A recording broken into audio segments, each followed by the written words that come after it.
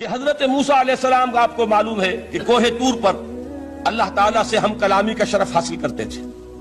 گفتگو ہو رہی ہے لیکن اللہ نظر نہیں آ رہا.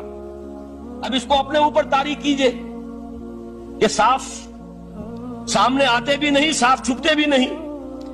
یہ جو صورتحال تھی کہ اگر کسی کی آپ آواز سن رہے ہیں، کلام سن رہے ہیں، سامنے نہیں آ رہا، تو آپ کے دل میں خواہش پیدا ہوگی کہ ذرا سے یہ پردہ بھی اٹھا دیا جائے، مجھے دیدار بھی حاصل ہو جائے. لہذا سورہ اعراف میں ہے جب کئی بار یہ شرف ہم کلامی حاصل ہوا اللہ سے، تو حضرت موسیٰ علیہ السلام نے بڑی ہمت سے کام لیا، بڑی جرت کی درخواست کر دی، رب ارنی انظر الیک. یہ جو پردہ بیچ میں حائل کیا ہوا ہے پروردگار، تو میرا شوق دیکھ، میرا اشتیاق دیکھ، تو مجھے ذرا دیدار بھی عطا ہو جائے. اس پر کیا بات کہی گئی؟ لن ترانی، موسیٰ تم مجھے ہرگز نہیں دیکھ سکتے، تم اس جسد ظاہری کے ساتھ، اس جسد مادی کے ساتھ، ان عنصری آنکھوں سے میرا دیدار نہیں کر سکتے. ولیکن انظر الی الجبل، دیکھو ہم تمہیں ایک مثال دیے دیتے ہیں، ذرا اس پہاڑ کی طرف دیکھو، ہم اپنی ایک تجلی اس پر ڈالیں گے. فَإِنِ اسْتَقَرَّ مَكَانَهُ فَسَوْفَ تَرَانِي، اگر وہ پہاڑ ہماری تجلی کو جھیل جائے، تحمل کر لے، تو تم بھی سوچنا کہ شاید ہمیں دیکھ سکو. اس کے بعد ہوا کیا؟ فَلَمَّا تَجَلَّى رَبُّهُ لِلْجَبَلِ جَعَلَهُ دَكًّا وَخَرَّ مُوسَىٰ صَعِقًا. جب اللہ تعالیٰ نے پہاڑ پر اپنی ایک تجلی ڈالی تو وہ پہاڑ جو ہے پھٹ گیا، اور موسیٰ، اب دیکھیے براہ راست تجلی موسیٰ پر نہیں ہے، یہ انڈائریکٹ مشاہدہ ہے تجلی ربانی کا کہ جو پہاڑ پر ہوئی ہے، اور پہاڑ کی جو کیفیت ہوئی ہے اس کے مشاہدے سے حضرت موسیٰ بے ہوش ہو کر گر گئے. وَصَعِقَ مُوسَىٰ خَرَّ مُوسَىٰ صَعِقًا. یہ ہے وہ مثال جو یہاں دی ہے قرآن کے لیے. لَوْ أَنزَلْنَا هَذَا الْقُرْآنَ عَلَىٰ جَبَلٍ لَرَأَيْتَهُ خَاشِعًا مُتَصَدِّعًا مِّنْ خَشْيَةِ اللَّهِ. نتیجہ کیا نکلا؟ انفر کیجئے، استدلال، استنتاج. نتیجہ یہ نکلا کہ جو تاثیر تجلی ذات ربانی کی ہے وہی تاثیر کلام ربانی کی ہے. صرف یہ ہے کہ ہمیں اس کا شعور نہیں، ہمیں اس کا ادراک نہیں. یہ بالکل ذات کی تجلی کی جو تاثیر تھی وہی قرآن خود بیان کر رہا ہے کہ اس کلام ربانی کی بھی. اس کو بھی علامہ اقبال نے خوب کہا ہے، فاش گویم آنچ در دل مزمرست، صاف کہہ دیتا ہوں جو کچھ میرے دل میں ہے. این کتابیں نیست چیزیں دیگرست، اسے کتاب نہ سمجھ بیٹھنا قرآن کو، یہ کتاب نہیں ہے، کچھ اور ہے. کچھ اور کیا ہے؟ مثل حق پنہاؤ ہم پیداستو، زندہ پائندہ گویاستو. یہ تو جیسے اللہ تعالیٰ کی ذات ہے، مثل حق، ذات حق سبحانہ و تعالیٰ کی طرح یہ زندہ ہے، پائندہ ہے. مثل حق، پائندہ گویاستو، یہ جو ہے زندہ ہے، یہ متکلم ہے، کلام نہیں ہے. کل صفات ربانیہ جو ہیں ظاہر اور باطن، مثل حق پنہا، ظاہر و پنہا، اور حی و قیوم جیسے اللہ کی ذات ہے، وہی صفات اس کلام کی ہیں. اور اس کے بعد وہ شعر آیا تھا جو میں پہلے سنا چکا ہوں، چوں بجاں در رفت جاں دیگر شود. جب یہ قرآن کسی انسان کے اندر سرایت کر جاتا ہے، اس کے دل پر نازل ہوتا ہے. دیکھیے یہ الفاظ آپ کو کہیں اور نہیں ملیں گے. میرے نزدیک جہاں علامہ اقبال اس دور میں قرآن کی عظمت کا سب سے بڑا ثبوت ہے، وہاں عظمت قرآنی کے سب سے زیادہ واقف اور اس کا سب سے زیادہ شعور رکھنے والے بھی علامہ اقبال. یہ الفاظ آپ کو کہیں نہیں مل سکیں گے کہ مثل حق پنہاؤ ہم پیداستو، زندہ پائندہ گویاستو، چوں بجاں در رفت جہاں دیگر شود، جہاں چو دیگر شد جہاں دیگر شود. جب یہ انسانوں کے اندر سرایت کر جاتا ہے، ان کے اندر ایک انقلاب آ جاتا ہے، اور یہ اندر کا انقلاب ہے جو ایک عالمی انقلاب کا پیش خیمہ بنتا ہے. آپ آرڈیننس کے ذریعے سے نمازیں پڑھوائیں گے تو پھر نماز وہی پڑھی جائے گی جو آفس ٹائم میں آئے گی، باقی اور کیوں پڑھیں گے؟ وہ تو آرڈیننس کے ذریعے سے پڑھائی جا رہی ہے نا. اس کا حشر تو وہ ہوگا جو ہمارے ہاں دیکھا جا چکا ہے. اور اس وقت بھی، اس زمانے میں میں نے یہ سنا ایک جگہ کہ کلاس 4 امپلائیز جو ہیں، وہ شروع میں جب آرڈیننس نافذ ہوا تھا ہمارے ہاں تو دفتروں میں بڑا اہتمام ہوا، آفیسرز نے خاص طور پر بڑے اہتمام سے ظہر کی نماز پڑھنی شروع کی.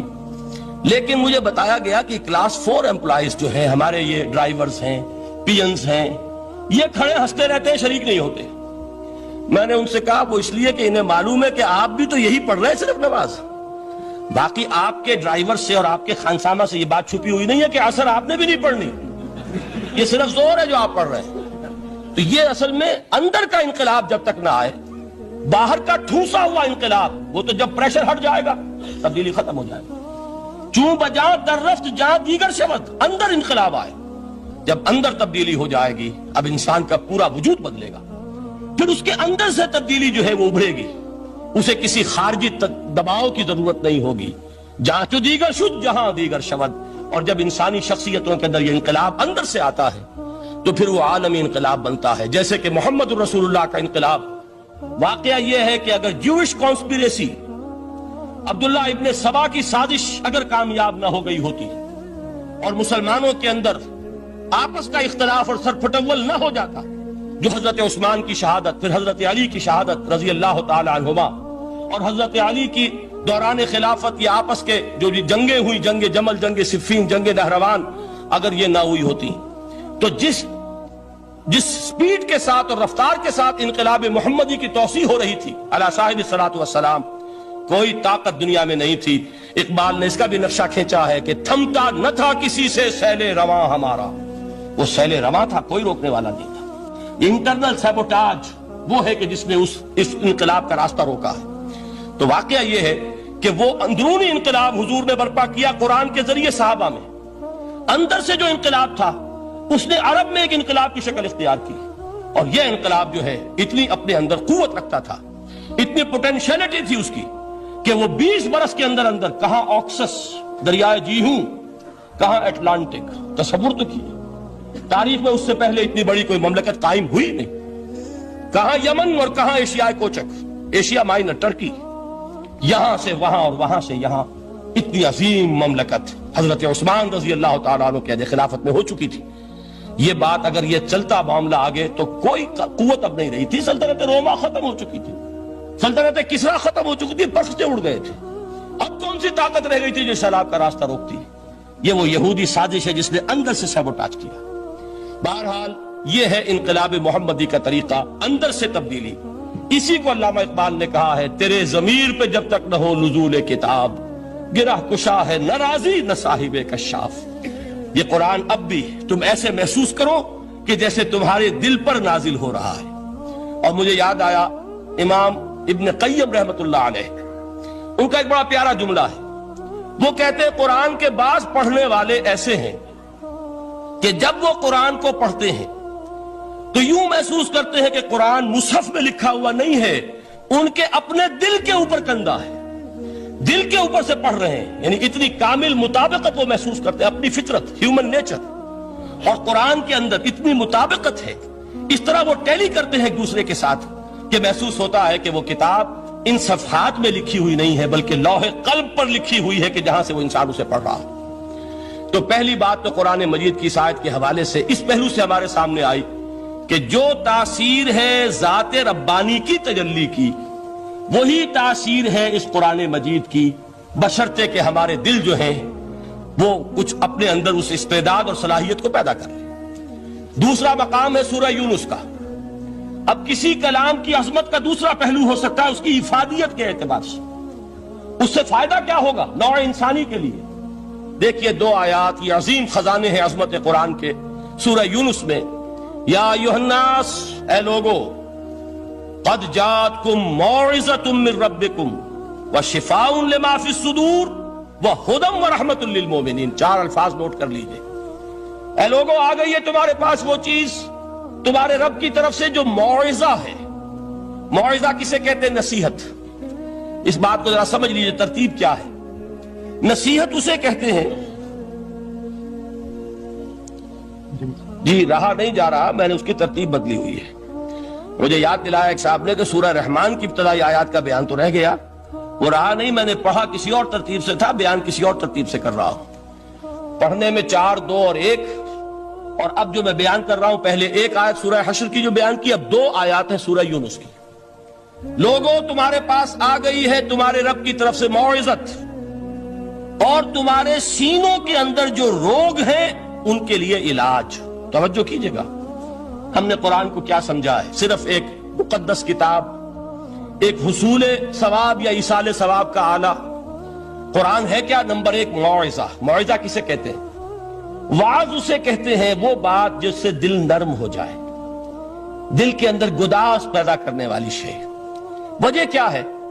आला से आला हकीमाना बात किसी से कही जाए, दिल सख्त है, असर नहीं होगा। एक क्रस्ट आ जाता है इंसान के दिल के ऊपर, जैसे कि यहूद के उलमा के बारे में फरमाया गया, सुम्मा क़सत क़ुलूबुकुम फ़हिय कल हिजारत अव अशद्दु क़स्वा व इन्न मिनल हिजारति लमा यतफ़ज्जरु मिनहुल अनहार व इन्न मिनहा लमा यहबितु मिन ख़श्यतिल्लाह व इन्न मिनहा लमा यशक़्क़ु फ़यख़रुजु मिनहुल मा।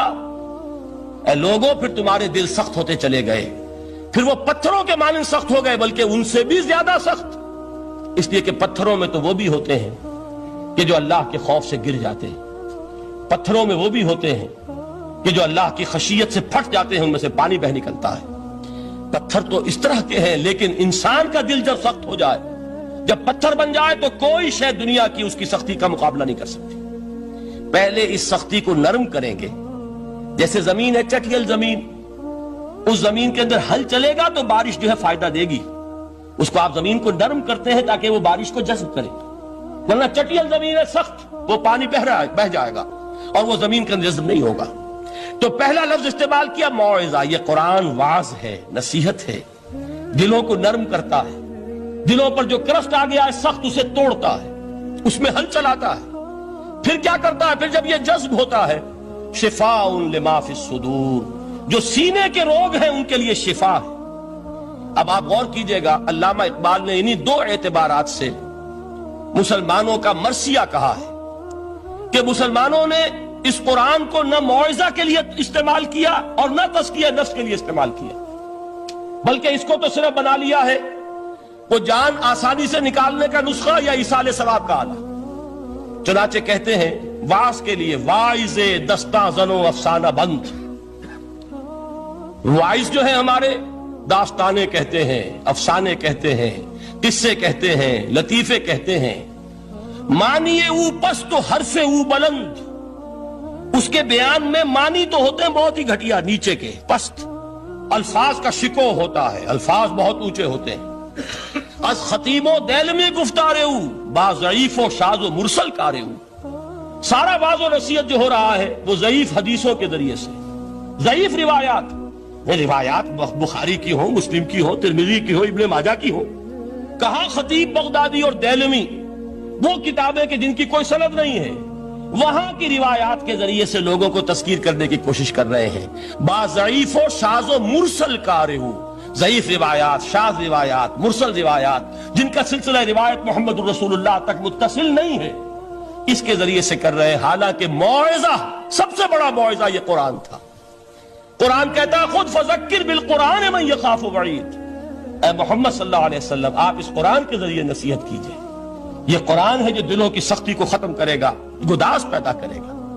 दूसरी तरफ अल्लामा इकबाल क्या कहते हैं कि जहां तक हमारे यहां जो भी तसव्वुफ के मारूफ हल्के हैं, सूफियाए हक की बात नहीं कह रहा, वहां कव्वाली हो रही होगी तो हाल आ जाएगा। सूफिये पश्मीना पोशे हाल मस्त, अज शराबे नगमे कव्वाल मस्त। कव्वाल से जो कुछ मिल रहा है, हाल आ रहा है, मस्ती आ रही है, कैफ और सुरूर हासिल हो गया है। सूफिये पश्मीना पोशे हाल मस्त, अज शराबे नगमे कव्वाल मस्त। लेकिन ये कि उसकी महफिल में दरनमी साजत बकुरान महफिलश, उसकी महफिल में कुरान का कहीं गुजर नहीं है। जबकि मोहम्मद रसूलुल्लाह सल्लल्लाहु अलैहि वसल्लम की भी एक महफिल होती थी, महफिल समा।